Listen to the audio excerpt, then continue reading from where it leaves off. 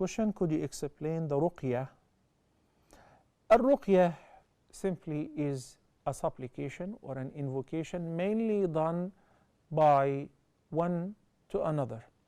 Like if you have somebody, like a child, your own child, your spouse, your brother, your sister, any of your family members, any of your parents, you feel that they're complaining of any aching or any pain or any disease, it is recommended to make dua for them and to recite what is known as ruqya.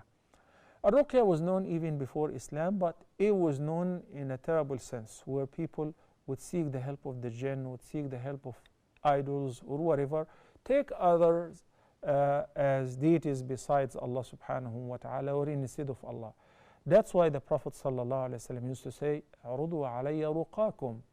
Before you practice any of the ruqyas, show it to me. Tell me, what do you do? So he would approve whatever suits our belief, monotheism. And if any ruqya contradicts the concept of faith, the Prophet ﷺ will forbid it.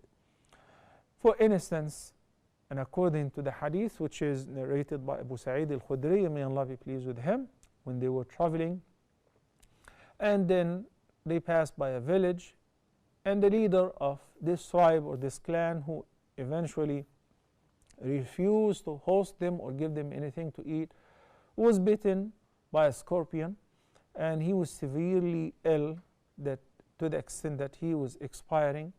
So his people asked the Muslims if they have any means of ruqya. So one of them said, "Yes, I do," and he recited upon him Surah Al-Fatiha, and the man recovered instantly, كأنما نشط من عقال, and he felt as if he was never affected or got bitten.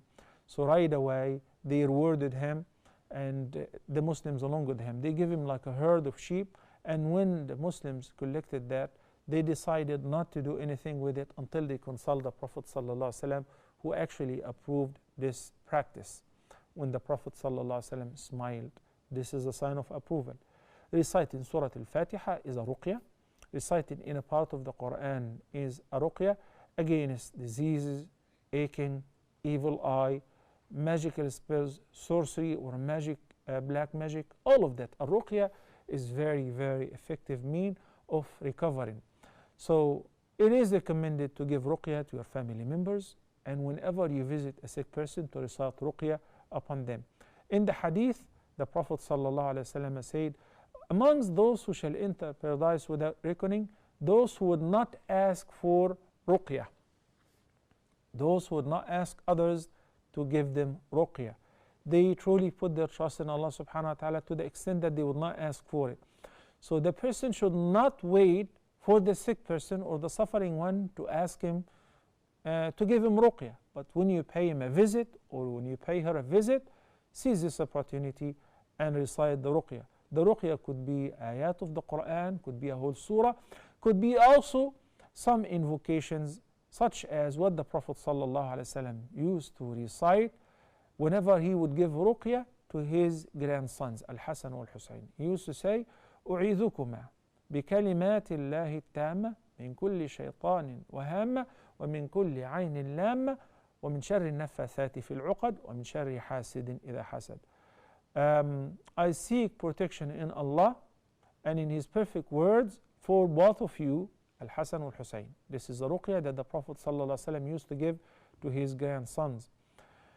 From the evil of the following: in kulli shaytanin wahama, Satan and poisonous insect, wa min kulli aynin lamma, and from every evil eye, and wa min kulli aynin lamma, wa min sharri nafathati fil uqad, wa min sharri hasidin idha hasad, and from the evil of those who blow in the nuts, the sorcerers, in order to cast a magical spell, and from every envier whenever he or she envies. So this is a supplication which is approved. Similarly, as you see on the screen, the last 3 chapters of the Quran are known as Al-Mu'awwidhat. Al-Mu'awwidhat is an Arabic word. Its singular is Mu'awwidah. So this is plural. Why? Because we have 3 chapters. Each one of these chapters is a means of seeking protection in Allah subhanahu wa ta'ala against the evil and the harm of the enviers, the evil eyes, and whatever.